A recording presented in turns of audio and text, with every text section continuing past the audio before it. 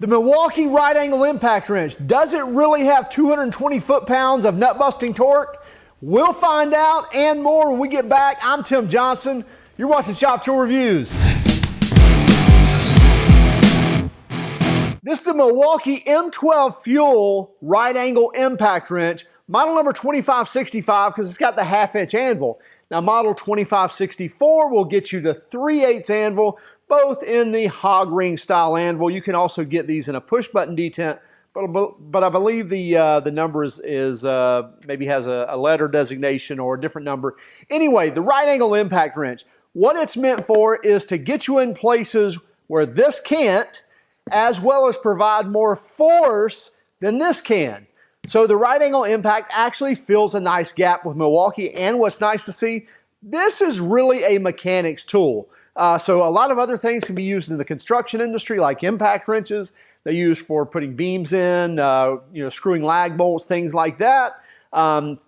Concrete fasteners, you name it. However, this right angle impact or side impact, if you will, this is primarily a mechanic's tool. So glad to see that from Milwaukee, focusing on that mechanics industry. Now, one thing right away is we uncovered something we haven't seen before in our testing. And especially anything like it from Milwaukee. So very interesting stuff. We'll share that here in just a moment once we go over to the test bench. But looking at the numbers, as far as weight goes, this thing's going to weigh in with the battery on it. So with the 2 amp hour M12 battery on it, you're going to be at 3 pounds, 4.5 ounces. So not a heavy tool per se. A lot of the weight's here on the end because you got the transmission, the impact mechanism, everything, all the gears right here on the end. But it's really not uncomfortably heavy. You can easily still hold that out there with one hand, no problem whatsoever. And you can run the bigger M12 batteries if you want to as well. The XC 3.0, 6.0s, if you will, on the end as well. And to give you a little easier way to stand it up if you need to, give you that bigger base. As far as length goes, let's look at that as well. Lengthwise with the battery, you're looking at just over 14 inches. And then as far as the height of the tool to the anvil, from the top of the head of the anvil, right at 3 inches, a little less than 3 inches. But that's really going to depend on what socket you're running as to what your overall height or depth is going to be on this tool. Now you get a few modes on it. They call it 4 modes. It's really 3 power modes and then an auto mode that's going to actually slow down as it senses that it's backed off the nut, and tightening as soon as it feels like it tightens, it's going to stop. So nice feature to keep you from over tightening something. You can come back and torque that as you need it. So let's go over to the workbench, to the test bench, and actually test the torque on this. We're going to test not only nut busting torque, we're also going to test fastening torque. And again, there's a pretty big surprise there when we actually get to the bottom of these numbers here, and we'll share that in just a moment. So as we mentioned, this is the Milwaukee 2565. This is the half-inch anvil version with the hog ring style anvil. And you can get this in the 3/8 as well, which I believe is a 2564. But this is the right angle impact. Now, what's the difference between this and say the Milwaukee M12 FUEL ratchets? Well, both are powered by the M12 FUEL platform. So you get a brushless motor, you get the M12 batteries or 12-volt batteries. But what's the difference here? Well, you can see, number one, by size, that the impact is going to have an impact head on it. So there's got to be some mechanisms, probably, some gearing, transmission, an impact hitting mechanism, where the ratchet is just basically kind of being your ratchet, but has a little motor in there driving it. But other than that, it really needs nothing else. So all you've got is a gear in there and probably a shaft, and that's about it. So you get a smaller head design. But really and truly, some of the things that people misconceived about the ratchets were the fact that they would hear the ratcheting mechanism and would think impact, because it did have a little bit of it's really a ratchet sound. It's not an impact sound, but it kind of had that sound to it. And they would think, oh, impact wrench. Well, it's not an impact wrench. And you'll see here when I tighten this nut, it just got some hit to it. It kind of wants to jump on you. So, you know, sometimes I guess it could get you in a pinch situation, get you in kind of a knuckle busting situation, but it really doesn't have a lot of force before it kind of dies out anyway. And again, I've mentioned this in many videos, especially on my review of both the standard version or standard length of the ratchets as well as the extended reach, is that these aren't impact wrenches. These are ratchets, and we need to look at them that way. I look at them as a nut runner, if you will. So this right angle impact is serving as that, you know, tool that many people thought this was, but again, it's quite a bit different. And so before we get into, we're going to look at max torque, we're going to look at max fastening torque, as well as max breakaway torque on this. We're going to try to measure that the best we can here in a moment. But before we do, let's talk about a little bit about that misconception of those being an impact tool and what an impact tool actually does. And to put it quite simply, if you've ever used a drill, which you probably have, you're looking at power tools, then you probably realize kind of what happens when you put, let's say, a big drill bit on there, or a big hole saw bit or something like that, and you try to use a drill to do that, man, it'll about twist your arm off. You see that? I mean, it will jump out of your hand quick. Now, there's no impact mechanism on that tool, so all that torque is being applied straight to your wrist, straight to your arm, and that's why there's actually regulation that calls for that auxiliary handle to be on there when a drill exceeds a certain amount of force.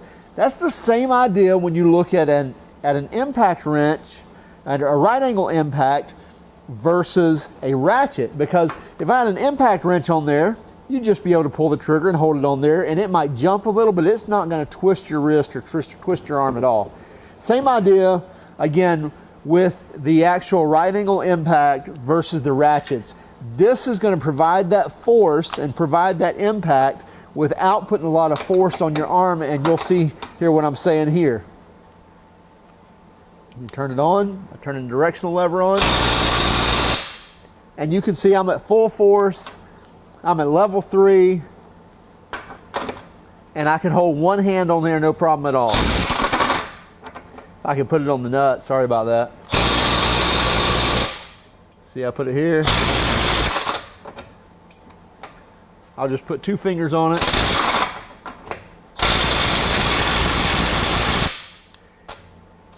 I can hold that no problem at all. So that's what an impact wrench is going to do for you, like a right angle impact, is going to allow it to hammer on that nut, to tighten that nut or loosen that nut or fastener without giving you that feedback that you get maybe from a ratchet, from a drill, things like that. So quite a bit different than a ratchet. And so let's look at what type of features we got on here, and then we'll look into doing, like I said, the max fastening torque.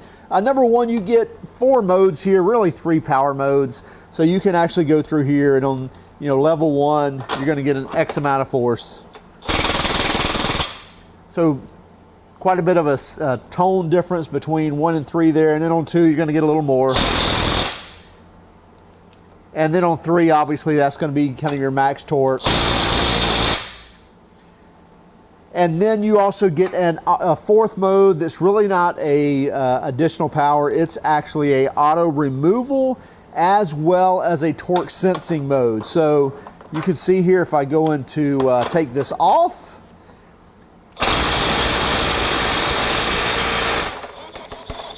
so it goes into full power to break it free, but once it breaks it free, it goes into a slowdown of RPM, so you're not slinging that nut across the shop.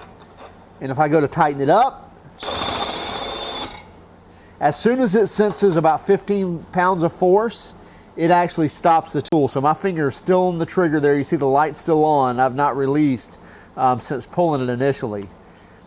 And again, if I go into reverse, I'll get full power, and then that slowdown, and back to tighten on the auto mode.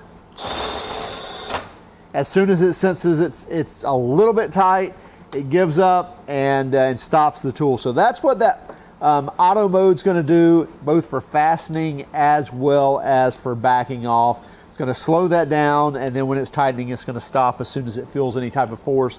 I think they say 15 foot-pounds, but regardless, it's kind of keeps you from over tightening.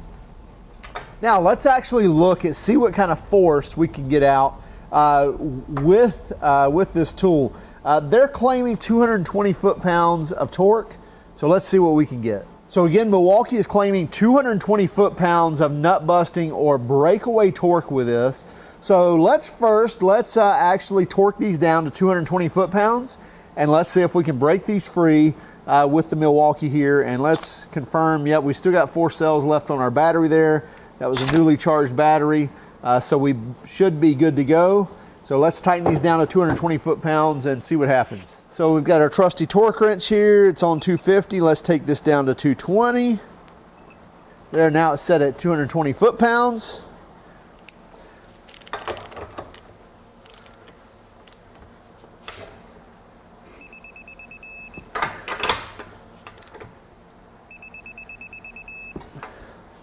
So 226, 223, 229,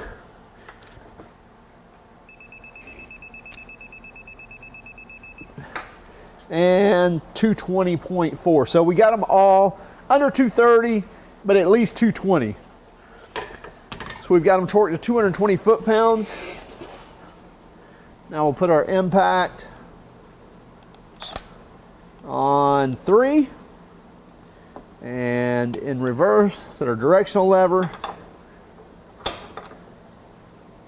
Here we go.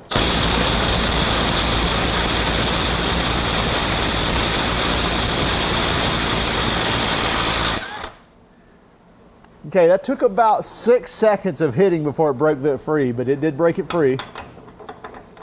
We'll count this time.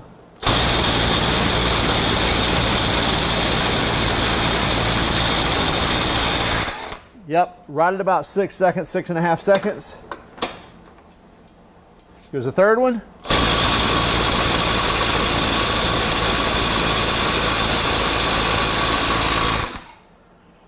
Did that one too. Number 4.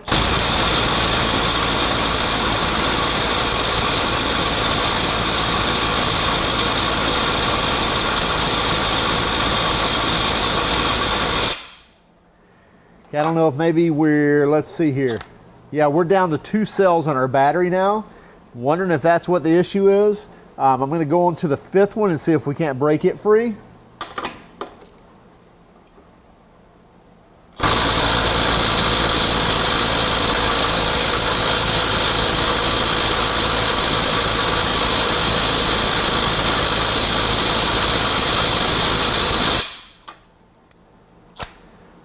Okay, we're still down at 2 cells. Let me swap this battery out. And by the way, this is getting a little bit warm, which is typical for any impact wrenches hammering that long. Now we'll go back to number 4 here and see if it'll break it free. Now we got a full battery.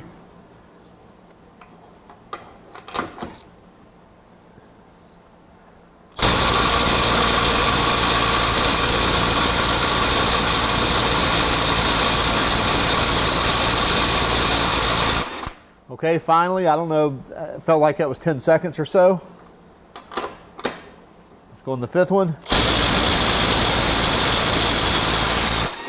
Broke that one free too. So, it definitely breaks free at it'll break free the 220 foot-pounds.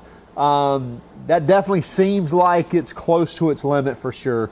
Whenever you're hammering on something longer than 5-10 seconds, I'd say that it's probably kind of hitting the limit of that tool, because you definitely don't want to be doing that a lot. And it is heating up as well, so there's quite a bit of heat here in this head. I can still hold it, but it's quite warm, well over 100 degrees.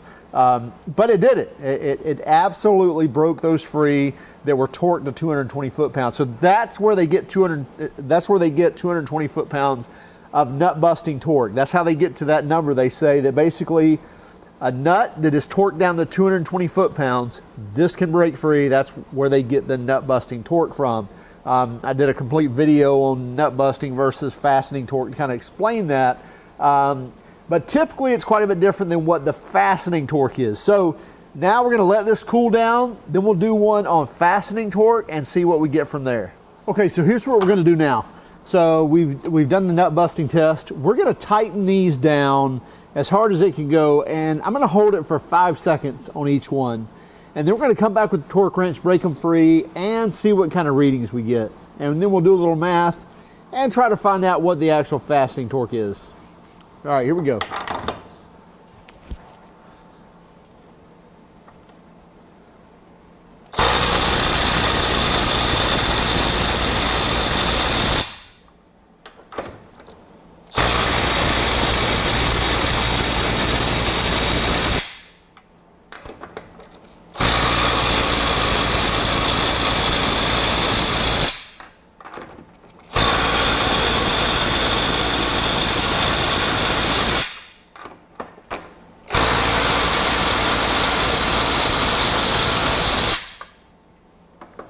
Okay, so that's 5, held for 5 seconds on each one.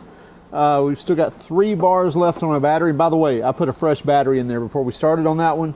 And so now let's see what kind of readings we get. We'll record these, we'll write these down as we're taking these nuts, breaking these nuts free. And by the way, again, if you haven't seen the video on Torque Explained, then there's a link here. Take a look. But anyway, so this force is going to be quite a bit less than the force that was applied, because taking the bolt off doesn't take as much force as putting the bolt on. So let me turn my torque wrench on here, and then we'll get a reading here. 124 foot-pounds.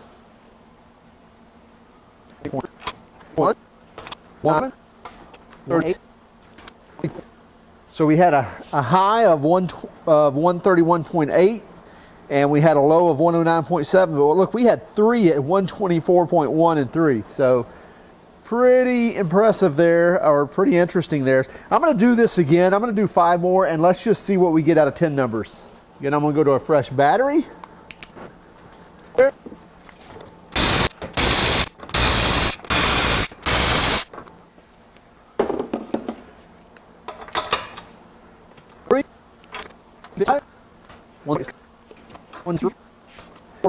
Okay, so when it comes to nut busting torque, looks like Milwaukee is right on that number as to what it will bust loose, what it will loosen, because we torqued those to 220 foot-pounds, and it did take a few seconds of it impacting and hitting on it, but it did break those free, and as you saw, I really had to put a fresh battery in to break the last 2 loose as well. Now, when it comes to fastening torque, what we just looked at, when we took this and actually tightened those as much as we could for 5 seconds, which again, I think that's a fair number, because doing that any longer, it's just a long time, a lot of wear on your impact wrench, as well as it's probably the wrong tool for you if you're having to do more than that for a longer period of time. So using that 5 seconds on each fastener, what we came to is, we came to basically measuring with taking those loose, 124.3 foot-pounds, 124.1, 109.7, 131.8, 124.3, 133, 153.5, 133.6, and 122.3, and the last one was 124.7. Now, what we do with that is now we divide by a factor, and that factor, I actually made a whole video on how we explain this nut busting torque versus tightening torque.